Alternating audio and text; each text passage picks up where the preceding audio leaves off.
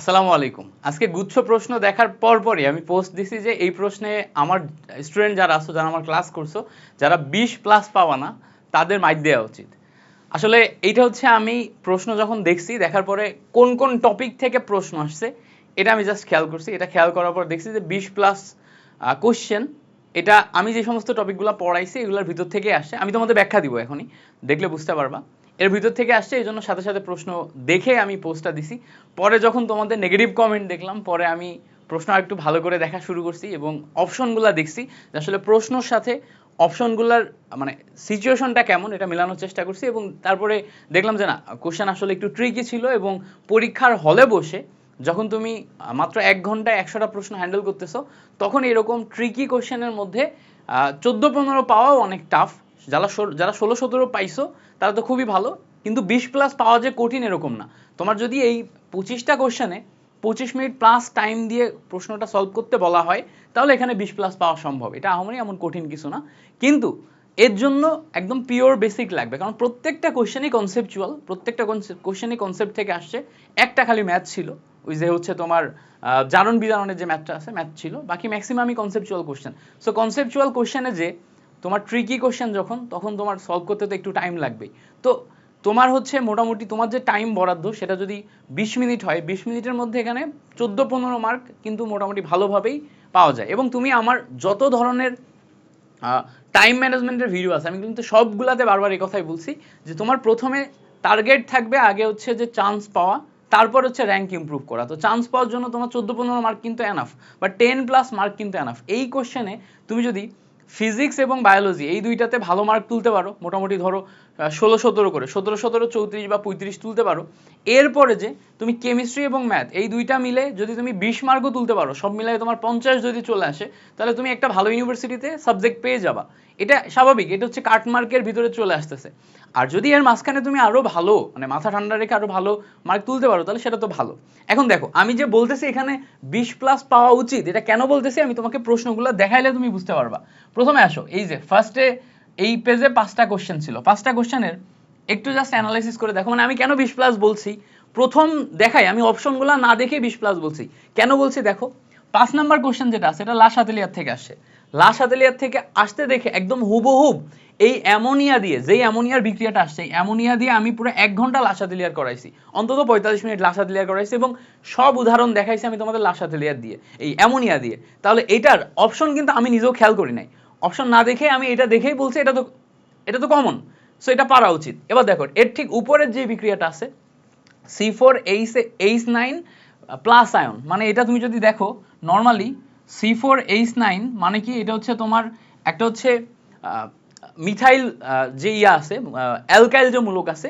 So alkyl মূলকের ক্ষেত্রে এটা দেখো, এটা হচ্ছে বিউটাইল মূলক, এখানে যদি এটা প্লাস দাও সাথে এখানে ক্লোরিন মাইনাস হবে। সো এইটার কয়টা তোমার আইসোমার তৈরি হয় এটা দেখবা। এটার মোটামুটি আইসোমারিজম তুমি যদি করো 4টা মতো আইসোমার পাবা। তো এটা আমি বাদই দিলাম, এটার কথা আমি বাদ দিলাম।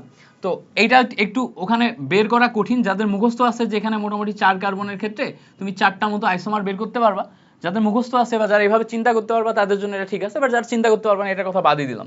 বাট তুমি দেখো 3 নাম্বার কোশ্চেনে দেখো, বলছে কোন আয়নের আয়নিক ব্যাসার্ধ সবচেয়ে কম। এটা একদম হুবহু আমি ম্যারাথনেও দেখাইছি, ক্লাসে তো দেখাইছি, যে এখানে যখন তোমার হচ্ছে যে এই টাইপের কোশ্চেনগুলো আসে তখন ইলেকট্রন কাউন্ট করতে হয়, প্রোটন কাউন্ট করতে হয়, তারপরে ফোর্স দেখতে হয়, ঠিক আছে।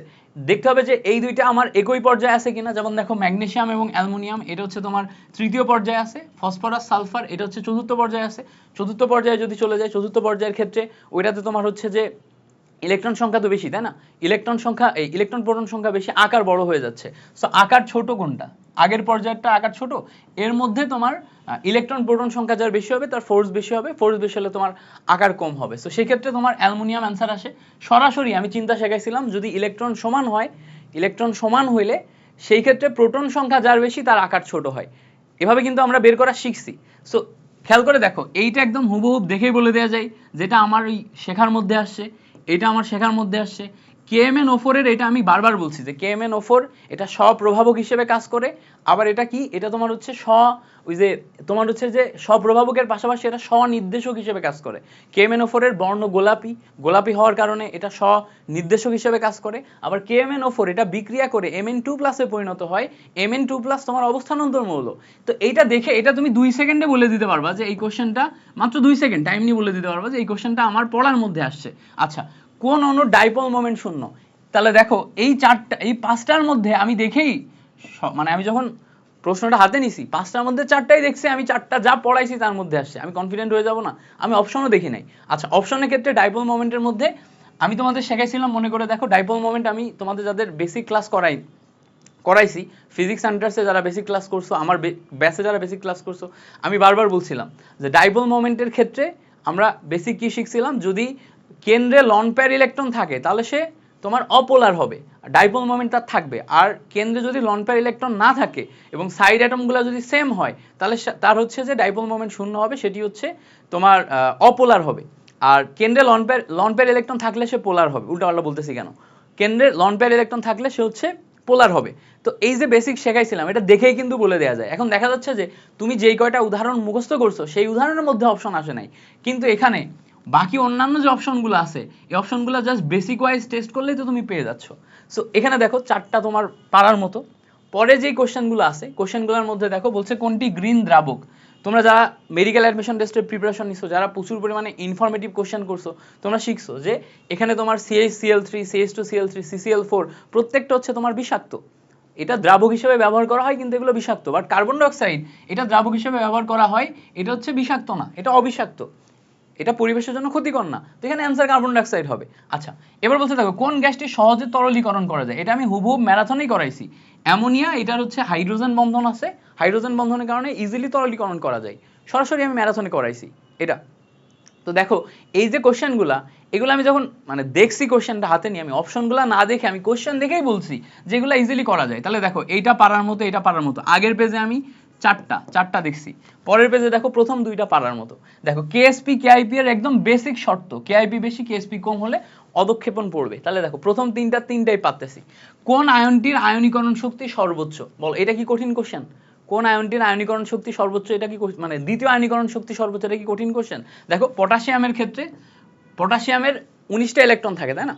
প্রথম ইলেকট্রনটা ইজিলি বের করা যায়, বাট যখনই আমি প্রথম ইলেকট্রনটা ছেড়ে দিব তখন সে আর্গনের ইলেকট্রন বিন্যাস লাভ করে, এরপরে তুমি একটা ইলেকট্রন বের করো, এটা কঠিন হবে না? তাহলে এইটা দেখে কিন্তু বলে দেওয়া যায়। এগুলা কিন্তু ওই যে আমরা বেসিক যখন আয়নীকরণ শক্তি, ইলেকট্রন আসক্তি পড়ছি ওখানকার বেসিকের মধ্যে আলোচনা করছি। আচ্ছা, তারপরে বলছে দেখো এখানে অ্যামোনিয়া যুক্ত সামথিং একটা জটিল যৌগ দেয়া আছে, এই জটিল যৌগে অ্যামোনিয়া এবং কপারের মধ্যে কোন ধরনের বন্ধন বিদ্যমান থাকে? তো আমরা ওই যে জটিল যৌগ যখন পড়ছিলাম তখন বলছিলাম যে যারা মুক্তজোড় ইলেকট্রন দেয়, সেন্ট্রাল ডি অরবিটাল ফাঁকা থাকে, ডি অরবিটালে যারা মুক্তজোড় ইলেকট্রন দেয়, মুক্তজোড় ইলেকট্রন দিলে আমাদের কি ধরনের বন্ধন গঠন করে? সন্নিবেশ বন্ধন গঠন করে। তাহলে এইটাও তুমি যদি বেসিক ক্লাস করে থাকো তুমি দেখেই বলে দিতে পারবে এটা সন্নিবেশ বন্ধন। বলো এটা কি খুব কঠিন? কঠিন না। তাহলে দেখো এখানে মানে আমি 20+ পাবা এটা বলার রিজন হইতেছে আমি প্রশ্ন দেখেই দেখছি এটা তো পারার মতো। ঠিক আছে, তো দেখো এখানে 6, 7, 8, 9, 10 এখানে প্রথম 5টাই পারার মতো। তাহলে আগের পেজে 9টা দেখে আসছি, পরের পেজে প্রথম 5টা পারার মতো, একদম ইজি কোশ্চেন ছিল। আচ্ছা, এবার বলছে দেখো নিচের কোনটি প্রোপাননকে প্রোপেনে রূপান্তর করে? প্রোপানন মানে কি? প্রোপানন মানে কিটোন, কিটোন কিটোনকে প্রোপেন মানে অ্যালকেন মানে CH2 মূলকে রূপান্তর করে। এটা আমি তোমাদের সরাসরি করাইছি, মনে করে দেখো ক্লিমেনসন বিজারণের সময় আমি বলছিলাম যে CO মূলককে CH2 মূলক বা মিথিলিন মূলকে রূপান্তর করে হচ্ছে ক্লিমেনসন বিজারণ, এবং বারবার বলছি এটা আসার মতো। বা আমি তোমাকে উদাহরণ দিয়েও দেখাইছি যে অ্যালডিহাইড বা কিটোন এই ধরনের যে সমস্ত যৌগগুলো থাকে ওগুলাকে সরাসরি তোমার অ্যালকেনে রূপান্তর করে হচ্ছে ক্লিমেনসন বিজারণ। বলছি সরাসরি ক্লিমেনসন বিজারণের বিক্রিয়ক থেকে প্রশ্ন আসতে পারে, আবার এগুলা থেকে প্রশ্ন আসতে পারে। দেখো প্রশ্ন চলে আসছে, সেই জায়গাগুলো থেকেই প্রশ্ন চলে আসছে। এখন আমি দীর্ঘদিন ধরে পড়াচ্ছি বলে আমার কাছে হয়তো ব্রেনের রিফ্লেক্সে এগুলো আরো বেশি ইজি মনে হচ্ছে, তোমার পরীক্ষার হলে এটা কঠিন মনে হইতে পারে, বাট তুমি বলতে পারো না এগুলো তোমার পাড়ার মধ্য থেকে আসে না, বা এগুলো তোমার কমন আসে না, বা এগুলো ক্লাসে পড়ানো হয় না, এটা তুমি বলতে পারবা না। এখন দেখা যাচ্ছে কি অপশনগুলা বা প্রশ্নটা একটু ট্রিকি করছে, সরাসরি তোমার ওই যে CO মূলক থেকে CH2 মূলকে এভাবে দেয় নাই, বইতে যেভাবে দেয়া আছে ওভাবে না দিয়ে একটু ঘুরাইয়া দিছে, তাছাড়া কিছুই না। তাহলে দেখো 11 নম্বর কোশ্চেনটাও কমন টপিক। আচ্ছা এবার বলছে দেখো মিথানল এবং ইথানলের মধ্যে পার্থক্য করতে আমরা কোনটা ব্যবহার করি, ভালো করে খেয়াল করো। মিথানল মানে কি, অ্যালকোহল CH3OH, আর ইথানল মানে কি, CH3CH2OH। এখন নর্মালি আমরা পার্থক্যকরণ করার জন্য এখানে যে অপশনগুলো দেখতে পাচ্ছি, কার্বিলামিন পরীক্ষা কে দেয় জানি, কার্বিলামিন পরীক্ষা দেয় হচ্ছে তোমার, এই কোশ্চেনটা একটু ট্রিকি ছিল, ভালোই ট্রিকি ছিল। দেখো কোন জায়গা থেকে দিছে আমি তোমাকে বলি। কার্বিলামিন পরীক্ষা দেয় তোমার হচ্ছে ক্লোরোফর্ম এবং প্রাইমারি অ্যামিন। এখানে তো আমার প্রাইমারি অ্যামিন ক্লোরোফর্ম কেউই নাই। বেয়ার দ্রবণ কে দেয়, বেয়ার দ্রবণ দেয় হচ্ছে অ্যালকিন হচ্ছে বেয়ার দ্রবণ দেয়। লুকাস বিকারক তোমার 1, 2, 3 ডিগ্রি অ্যালকোহলের মধ্যে পার্থক্য করতে ব্যবহার করা হয়। এখানে ভালো করে খেয়াল করলে দেখবা দুইটাই 1 ডিগ্রি। তার মানে কি এখানে আমার ডেফিনেটলি আয়োডোফর্ম হবে কারেক্ট আনসার। এখন তুমি বলবা ভাইয়া আয়োডোফর্মের জন্য তো আমাদের শর্ত ছিল CH3CO মূলক থাকতে হবে আর সাইডে আমার আর হতে হবে।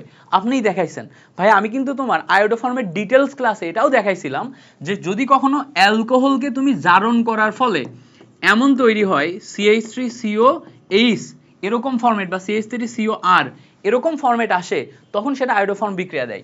এইটাকে দেখো, এই যে ইথানলকে তুমি যদি জারণ করলে দেখবা এখান থেকে ইথানলে রূপান্তর হয়, ইথানল থেকে ইথানলে রূপান্তর হয়। এখানে দেখো CH3 মূলক আসতেছে, এখানে CO মূলক আসতেছে, হাইড্রোজেন আলাদা হয়ে যাচ্ছে যেটা আর হিসেবে কাজ করতেছে। তার মানে কি এটা তোমার সেই ওই শর্ত মেনে নিল। তাহলে দেখো জিনিসটা কি, এটা তোমার ইনস্ট্যান্ট ওই মোমেন্টে ধরতে অসুবিধা হবে, তুমি বুঝবা না, মাথা কাজ করবে না। বাট এটাও দেখো আমরা যা পড়াইছি, পড়ানোর টপিকগুলোর মধ্যেই তোমার যদি ক্লাসের বেসিক ভালো থাকে, তুমি যদি আসলে প্রত্যেকটা টপিক ভালো মতো প্র্যাকটিস করে যাও, তো পরীক্ষার হলে যে তোমার এটা নিয়ে খুব বেশি সমস্যা হবে না।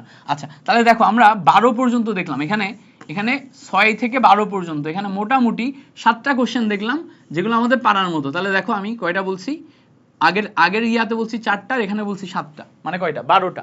এবার দেখো বলছে 13 নম্বর কোশ্চেন, বলছে এ আর বি এর ব্যাপন হারের, এ হচ্ছে বি এর ব্যাপন হারের 5 গুণ। তার মানে ব্যাপন হারের যে basic R of A is equals to 5 R of B, এটা আসছে। এখন আমরা জানতাম যে R A divided by R B, এটা আমরা আণবিক ভরের ব্যস্তানুপাতিক, ঘনত্বের বর্গমূলের ব্যস্তানুপাতিক এরকম জানতাম।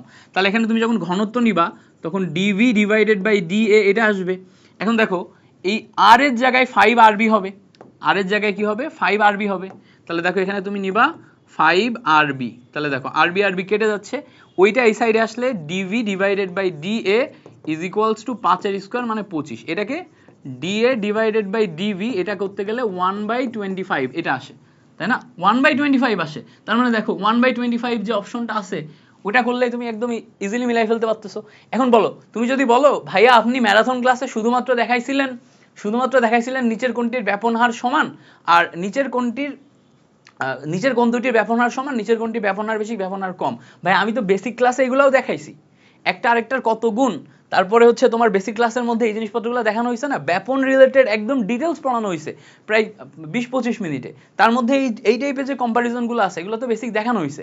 তাহলে এখন তুমি যদি বলো যে এটা কঠিন কোশ্চেন, এটা আমি পারবো না, পরীক্ষার হলে তুমি সিচুয়েশন হ্যান্ডেল নাই করতে পারো, বাট তুমি এটা ব্লেম করতে পারো না যে তোমার টিচার তোমাকে পড়ায় নাই। যারা হচ্ছে যে ক্লাস করছো, ডিটেলস ক্লাস করছো, যারা বিগত 2.5 মাস যাবত হচ্ছে প্র্যাকটিস করছো, তারা এটা বলতে পারো না যে ভাই এগুলো পড়ানো হয় নাই। আচ্ছা এবার বলছে দেখো নিচের কোন যৌগটি সবচেয়ে বেশি অম্লীয়, এইটা তুমি বলতে পারো। এটা তোমার হচ্ছে যে নর্মাল তুমি যেই টাইপের অম্ল ধর্মে যে সমস্ত বেসিকগুলো পড়ছো তার মধ্যে পড়ে নাই, হ্যাঁ এটা বলতে পারো। এটার মধ্যে হবে হচ্ছে -I ইফেক্টের কারণে প্যারানাইট্রোফেনল, এটা হবে, ঠিক আছে, এটা তুমি বলতে পারো যে আমরা বেসিক্যালি তোমার ভার্সিটি স্ট্যান্ডার্ড ক্লাসে যে সমস্ত বেসিকগুলো পড়াই সেই বেসিকগুলোর মধ্যে বাইরের কোশ্চেন। তাহলে আমি ধরে নিলাম 14 নাম্বারটা আমাদের বাইরের। আচ্ছা এবার বলছে দেখো কোন আয়নটি জলীয় দ্রবণ বর্ণহীন। তো আমরা জানি যারা ডি ব্লক মৌল, মানে যারা হচ্ছে যে অবস্থানান্তর মৌল না, তারা বর্ণহীন। তোমাদের কতবার দেখাইছি যে স্ক্যান্ডিয়াম 3+ আর জিঙ্ক 2+, এই দুইটা ডি অরবিটালে একটা 0 ইলেকট্রন থাকে আর একটা 10 ইলেকট্রন থাকে, ফলে এরা অবস্থানান্তর মৌল না, এরা ডি ব্লক মৌল বাট অবস্থানান্তর মৌল না, তার মানে এরা বর্ণহীন। তার মানে এটা কি, এটা হবে। তার মানে দেখো আমি এই জায়গায় 14 পর্যন্ত, এই 15 পর্যন্ত প্রশ্নে আসলাম, 15 পর্যন্ত প্রশ্নে আমার শুধুমাত্র 14 নাম্বারটা বাইরে থেকে আসছে, শুধুমাত্র 14 নাম্বারটা বাইরে থেকে আসছে। আচ্ছা আজান দিচ্ছে, সো আজানের একটা ব্রেক নিয়ে তারপরে আমি বাকিটা তোমাদের অ্যানালাইসিস করে দিই। হ্যাঁ, চলো আমরা আজানের পরে আবার দেখি, যেখানে বলছিলাম যে কোনটি বর্ণহীন নয়, তাহলে এটা কিন্তু একদম সিম্পল একটা কোশ্চেন ছিল, তাই না? তাহলে আমরা এই 16 নাম্বার 15 নাম্বার কোশ্চেনটা এটাও দেখতে পাচ্ছি, এটা মোটামুটি আমাদের ইজির মধ্যেই ছিল, কঠিন তুমি বলতে পারবে না যেটা অনেক কঠিন ছিল। আচ্ছা, এবার বলো তো, বলছে নিচের কোন মিশ্রণটি বাফার দ্রবণ তৈরি করে? এটা কঠিন ছিল ভাইয়া।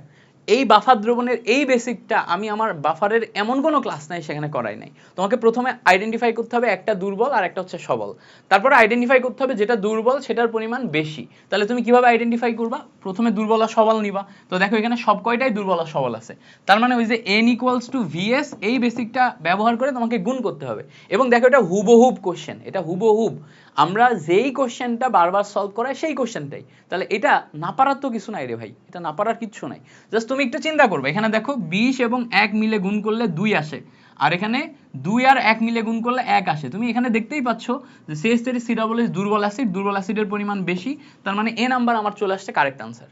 এবার বলছে দেখো নিচের কোনটিতে কাইরাল কেন্দ্র আছে? তুমি বলো।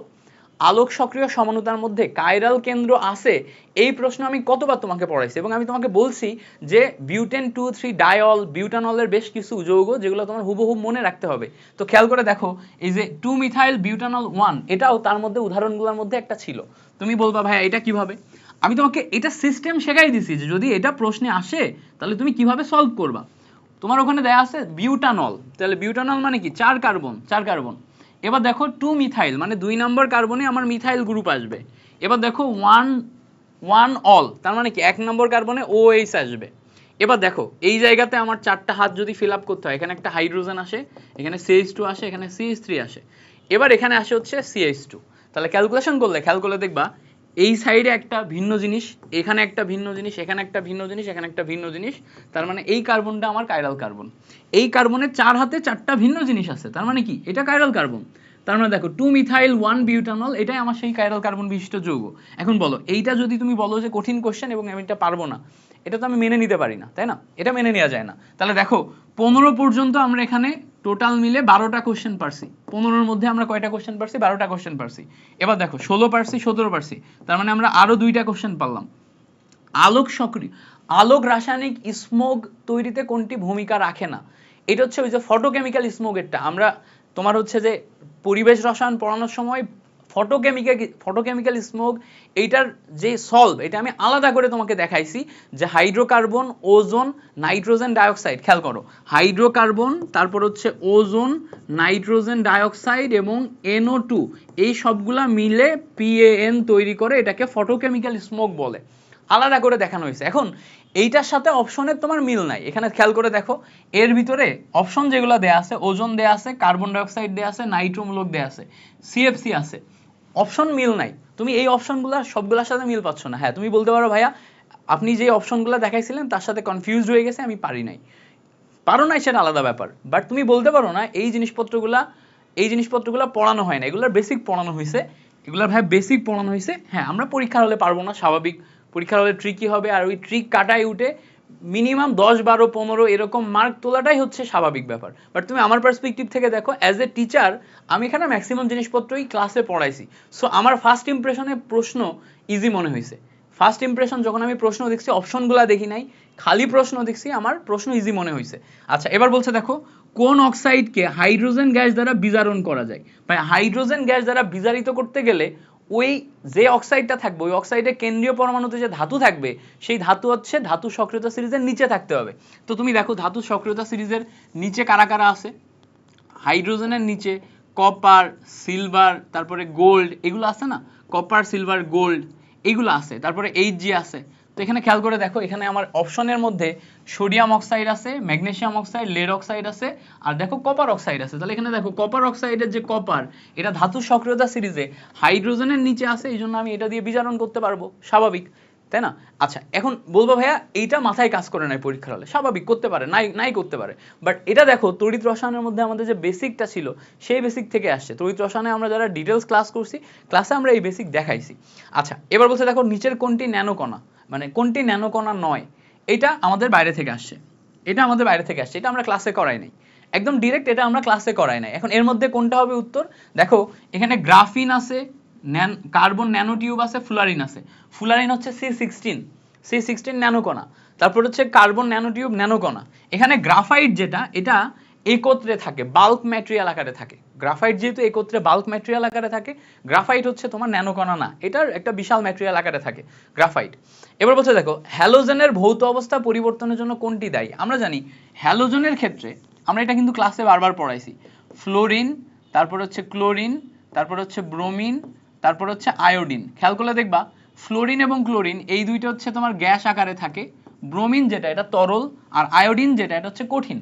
ব্রোমিন স্বাভাবিক অবস্থাতেই তরল। তো আসলে ঘটনা যেটা ঘটে, উপর থেকে নিচে তোমার যত ভর বাড়ে তত আমার ভ্যান ডার ওয়াল আকর্ষণ বল বাড়ে। উপর থেকে নিচে যত আমাদের ভর বাড়ে তত আমাদের ভ্যান ডার ওয়াল আকর্ষণ বল বাড়ে। ফলে আমাদের এই জায়গাতে ভৌত অবস্থার পরিবর্তন হয়, দুইটা গ্যাস, একটা তরল আর একটা হচ্ছে কঠিন। আমরা ক্লাসে এগুলা নিয়ে ডিসকাশন করছি।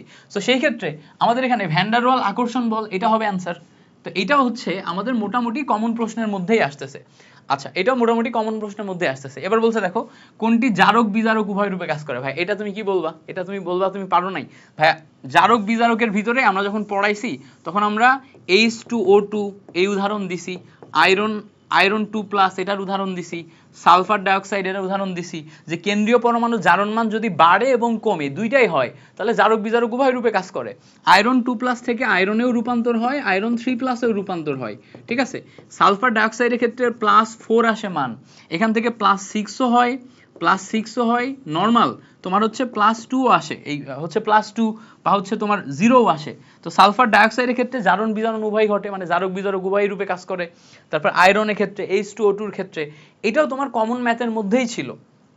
পরেরটা যেটা আছে দেখো, টাইট্রেশনের এই ম্যাথ আমরা অনেকবার করাইছি ভাই। এখন এটা তুমি বলতেই পারো পরীক্ষার হলে ভাই এটা ওই সময় মাথায় কাজ করে নাই, আমি একটু করাই দিই। দেখো টাইট্রেশনের এই ম্যাথটা আমরা সামেশন অফ EN অফ জারক মানে আয়রন আর সামেশন অফ EN অফ বিজারক মানে KMnO4 এইভাবে করাইছিলাম, মনে করে দেখো। এখানে আমাদের আয়রনের ক্ষেত্রে তুল্য সংখ্যা 1 আসে এবং n কে ভাঙলে VS আসে। এখানে দেখো V দেয়া আছে 40 আর S দেখো দেয়া আছে 0.1। আচ্ছা, KMnO4 এর ক্ষেত্রে তুল্য সংখ্যা কত আসে? এখানে ম্যাঙ্গানিজের জারণ মান আসে হচ্ছে +7, +7 থেকে +2 তে রূপান্তর হয় Mn2+, মানে তুল্য সংখ্যা আসে হচ্ছে 5। n কে ভাঙলে এখানেও আমাদের VS আকারে আসবে। ওখানে দেখবা ঘনমাত্রা দেয়া আছে 1, তাহলে এখানে আমার VMl এটাতে আমরা ভ্যালু পাবো। তো ক্যালকুলেশন করলে দেখবা এটার সাথে এটা ক্যালকুলেশন করলে 5 8 40 আসে, এটার সাথে এটা ক্যালকুলেশন করলে দেখো VMl এ একদম 8 ml আসে হচ্ছে অ্যান্সার। এই ম্যাথ আমরা করাইছি ভাইয়া, তুমি যদি বলো এই ম্যাথ করো নাই তাহলে আমি বলবো যে আই এম সরি, আমার কিছু করার নাই, এই ম্যাথ আমরা করছি। সেখানে দেখো 23 নম্বরে আমাদের অ্যান্সার আসছে হচ্ছে 8 ml। আচ্ছা, এবার বলছে দেখো কোন যৌগে আয়নিক সমযোজী সন্নিবেশ বন্ধন তিনটাই আছে? এটা খুব ফেমাস কোশ্চেন, আমি ক্লাসের শুরুতেই মৌলের পর্যাবৃত্ত ধর্ম পড়াইতে যে শুরুতেই এটা পড়াই। কে তোমার হচ্ছে BF4, তারপরে অ্যামোনিয়াম ক্লোরাইড, তারপরে PH4Cl, এগুলো আমি ক্লাসের শুরুতেই দেখাই। KBF4 এ কি হয় খেয়াল করলে দেখবা পটাশিয়াম প্লাস আয়ন আর BF4 মাইনাস আয়ন থাকে।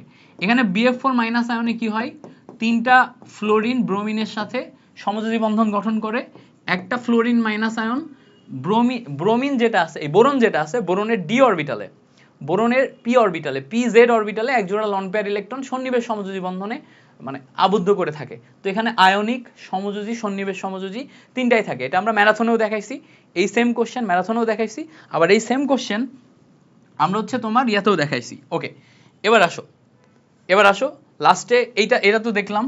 লাস্টে বলছে কোন যৌগটিতে CH3X বন্ধনে এনথালপি সবচেয়ে কম? সো CH3X যখন আমরা নিচ্ছি খেয়াল করে দেখো, CH3X যখন আমরা নিচ্ছি এখানে X এর জায়গায় CH3 ফ্লোরিন, তারপরে CH3 আয়োডিন, তারপর হচ্ছে CH3 ব্রোমিন, তারপরে CH3 ক্লোরিন, এই সবগুলাই আমরা ব্যবহার করতে পারি, তাই না? এই সবগুলাই আমরা ব্যবহার করতে পারি। তাহলে দেখো এখানে আমাদের ফ্লোরিন, ক্লোরিন, ব্রোমিন, আয়োডিন, ফ্লোরিনের আকার সবচেয়ে ছোট। আকার যদি ছোট হয় তাহলে এই ইলেকট্রনকে নিজের দিকে টানতে পারবে সবচেয়ে বেশি, আর আকার যদি বড় হয় তাহলে ইলেকট্রনকে নিজের দিকে টানতে পারবে সবচেয়ে কম। তাহলে যদি ইলেকট্রনকে সবচেয়ে কম নিজের দিকে টানে তাহলে এখানে পোলারাইজেশন সবচেয়ে কম হবে, তাহলে সেই জায়গাতে আমার বন্ধন ভাঙাটা ইজি হবে, তাই না? বন্ধন ভাঙাটা ইজি হবে। তাহলে এখানে আমার এনথালপি সবচেয়ে কম কোনটাই, যেটা আমার বন্ধন ভাঙা ইজি সেটাই এনথালপি সবচেয়ে কম। তাহলে এই জায়গাতে আয়োডিনের আকারের কারণে আমার এখানে ইলেকট্রন নিজের দিকে টানার ক্ষমতা কমে যাচ্ছে, ফলে আমি ইজিলি এই বন্ধনটাকে ভাঙতে পারতেছি, ফলে আমার এই জায়গাতে এইটা অ্যান্সার আসতেছে।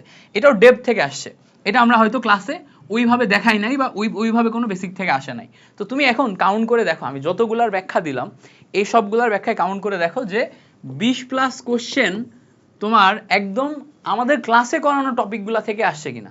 এখন আমরা পরীক্ষার হলে সিচুয়েশন হ্যান্ডেল করতে পারবো না, দ্যাটস এ ডিফারেন্ট ইস্যু। এবার আসো, এখানে আমি একটা জিনিস করাইছিলাম, প্রথম যে কোশ্চেনটা এখানে ভালো করে খেয়াল করলে দেখবা, এই 5 নাম্বার যে কোশ্চেনটা, এখানে অ্যামোনিয়ার যে বিক্রিয়া, অ্যামোনিয়ার বিক্রিয়াতে এখানে তুমি যদি অপশনগুলোর দিকে খেয়াল করে দেখো, অ্যামোনিয়ার বিক্রিয়াতে আমি যত ধরনের কোশ্চেন তোমাকে সলভ করাইছি সেই সলভের মধ্য থেকে যে অপশনগুলো হওয়ার কথা সেগুলো না দিয়ে এখানে ভিন্ন টাইপের অপশন দিয়ে কোশ্চেনটাকে ট্রিকি করে দিছে। ভিন্ন টাইপের অপশন মানে কি, এখানে খেয়াল করে দেখবা কোনো অপশনেই আমাদের জানা শর্তের মধ্যে মিলে না, বাট HCl যোগ করলে একটা অপশন দেয়া আছে। এই অপশনটা আসলে কি ঘটবে, এখানে কি ঘটাবে, আমাদের এখানে দেখো 3 মোল অ্যামোনিয়া, নাইট্রোজেন এবং 2 মোল অ্যামোনিয়া তৈরি করছে, এটা আছে। তুমি যদি এখন এই বিক্রিয়াতে HCl যোগ করো, তুমি জানো যে HCl এর সাথে অ্যামোনিয়া যোগ করলে সাথে সাথে ওখানে অ্যামোনিয়াম ক্লোরাইড তৈরি হয় এবং অ্যামোনিয়াম ক্লোরাইড সাদা ধোঁয়া সৃষ্টি করে। এবার এখানে দেখো বলেই দেয়া আছে অ্যামোনিয়া গ্যাসিয়াস, সো এখানে HCl যোগ করলে অ্যামোনিয়াম ক্লোরাইডের সাদা ধোঁয়া সৃষ্টি হবে, ফলে এখান থেকে অ্যামোনিয়ার পরিমাণ কমে যাবে। যদি অ্যামোনিয়ার পরিমাণ কমে যায়, অ্যামোনিয়ার পরিমাণ যদি কমে যায়, তাহলে দেখো এই দিকটা বেড়ে যাচ্ছে, তখন বিক্রিয়াটা বাম থেকে ডানে যাচ্ছে। তাহলে অ্যামোনিয়ার পরিমাণ দেখো, HCl plus ammonia ammonium chloride তৈরি করলো, অ্যামোনিয়ার পরিমাণ যখনই কমে যাচ্ছে তখন বিক্রিয়াটা বাম থেকে ডানে যাচ্ছে, এবং হচ্ছে তোমার এই অ্যামোনিয়াটা কমে যাওয়ার কারণে। তো এইটা হচ্ছে আমাদের প্রশ্ন, নর্মাল গতানুগতিক যে প্রশ্ন সেই প্রশ্নের টাইপের মধ্যে পড়ে নাই। বাট তোমরা যারা বেসিক লাসাদি লেয়ার পড়ছো, লাসাদি লেয়ার প্রিন্সিপালের প্রথম যে নিয়মটা, ঘনমাত্রার নিয়ম যারা জানো তাদের এটা পারার কথা, যে এখানে আমাদের ডান সাইডে যেটা আছে, ডান সাইডে অ্যামোনিয়াম ক্লোরাইড তোমার হচ্ছে যে তৈরি করছে, অ্যামোনিয়ার পরিমাণ কমে যাচ্ছে, এটা এই জন্য বিক্রিয়াটা বাম থেকে ডানে যাচ্ছে। এখন এটা আমি ক্লাসে দেখাই নাই, কেন দেখাই নাই, কারণ হচ্ছে আমাদের নর্মালি ভার্সিটি কতে চাপ এবং হচ্ছে তোমার তাপমাত্রা এই দুইটা থেকেই বারবার প্রশ্ন আসে, ঘনমাত্রা থেকে আসেই না, বা এতদূর পর্যন্ত ট্রিক করে এটা কখনো হয় না। এখন প্রবলেম যেটা হইছে যে প্রশ্ন ট্রিক হইছে, কিন্তু প্রশ্ন সব কমন টপিকগুলোর মধ্য থেকে আসছে, সিলেবাসের বাইরে থেকে কোশ্চেন আসছে এরকম না, ফুল সিলেবাস থেকে কোশ্চেন আসছে তাও না, সব ইয়া থেকে আসছে, বাট আমাদের পরীক্ষার হলে জিনিসপত্রগুলো কম সময়ে কঠিন মনে হয়েছে। আমি ভুল করে একটা পোস্ট দিয়ে ফেলছিলাম, সেই পোস্টের কারণে তোমরা অনেকে ট্রিগার্ড হয়ে গেছো, আমি খুবই সরি। তোমাদের হয়তো অনেকেরই আমার ক্লাস ভালো লাগে না, এটা it's okay, no problem, class ভালো নাই লাগতে পারে, কারণ হচ্ছে আমি একটু দ্রুত কথা বলি, একটু, এবং হচ্ছে যে তোমাদের মধ্যে অনেকে যারা স্লো পড়াই বা স্লো কথা বললে মানে ক্লাস পছন্দ হয়, তেমন টিচার পছন্দ হইতেই পারে। তারপরে হচ্ছে এখন দেখো একটা কোর্সে 30,000-এর উপর স্টুডেন্ট ছিল, তো সেখানে 30,000 স্টুডেন্টকেই তো আমি স্যাটিসফাইড করতে পারবো না। আমার টিচিং স্টাইল আমার মতোই থাকবে, এটা আমি খুব বেশি চেঞ্জ করতে পারবো না। আমি যেটা চেঞ্জ করতে পারবো, আমি যেটা ইমপ্রুভ করার ট্রাই করতে পারবো, সেটা হচ্ছে আমার নলেজ, আমার হচ্ছে নলেজের ডেপথ। তো আমি ওটা নিয়ে কাজ করতেছি, আমি প্রতিনিয়ত পড়াশোনা করতেছি।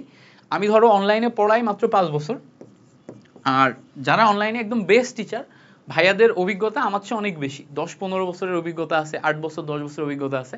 সো ওনাদের লেভেলের নলেজের ডেপথ এবং হচ্ছে যে ওই জিনিসপত্রগুলো নিয়ে যাইতে আমার এখন 1-1.5 বছর 2 বছর সময় লাগবে, বা আরও বেশি সময় লাগতে পারে। So I am trying, but তোমাদের সবাইকে আমি স্যাটিসফাইড করতে পারবো না, ইটস ওকে। বাট জিনিসটা এরকম যে আমি কিন্তু আমার সর্বোচ্চটা দিয়ে তোমাদেরকে ক্লাসে পড়ানোর চেষ্টা করছি, আমি জাস্টিফাইড করার জন্য এই ভিডিওটা বানাচ্ছি না। তোমরা যারা যারা আমার কথাই কষ্ট পাইছো তোমাদেরকে জাস্ট সরি বলার জন্য ইয়া করছি, বাট এটাও তোমাকে মানতে হবে যে তুমি পরীক্ষার হলে যে একদমই যদি ধরতে না পারো, একদমই যদি এখানে 15 মার্কও তুলতে না পারো, এখানে তুমি যদি 15 মার্কও তুলতে না পারো, আমি দেখাইলাম এখানে 20+ কোশ্চেন পারার মতো ছিল, 20+ কোশ্চেন পারার মতো ছিল, বাট সিচুয়েশনাল ফ্যাক্ট বিবেচনা করে এখান থেকে তুমি -5 করে যদি 15 মার্কও তুলতে না পারো, তাহলে সেটা তোমার দোষ, তোমার প্র্যাকটিসের অভাব, তুমি পর্যাপ্ত পরিমাণ অনেস্ট ছিল না নিজের কাছে, পর্যাপ্ত পরিমাণ পড়াশোনা করো নাই। সো তোমার উচিত ছিল আরও বেশি পড়াশোনা করে এখানে মোটামুটি 15+ মার্ক তোলা, কেমিস্ট্রি কোশ্চেনে 15+ মার্ক তোলা তোমার উচিত ছিল। সো আশা করবো তুমি তোমার সর্বোচ্চটা দিয়ে ট্রাই করবা, 15+ মার্ক তুলবা, মানে এখন তো তোলার সুযোগ নাই। তো যারা যারা ফার্স্ট টাইমে চান্স পেয়ে যাচ্ছ গুচ্ছতে, তোমাদের জন্য শুভকামনা থাকলো। যারা যারা পাচ্ছ না, হলো না, তোমরা এখন কি করবা তোমাদের লাইফ ডিসিশন, সামনে তোমরা ডিসিশন নাও, হতাশ হওয়ার কিছু নাই, লাইফে কিছু না কিছু তো করতে হবে, তো সেভাবে আগাও।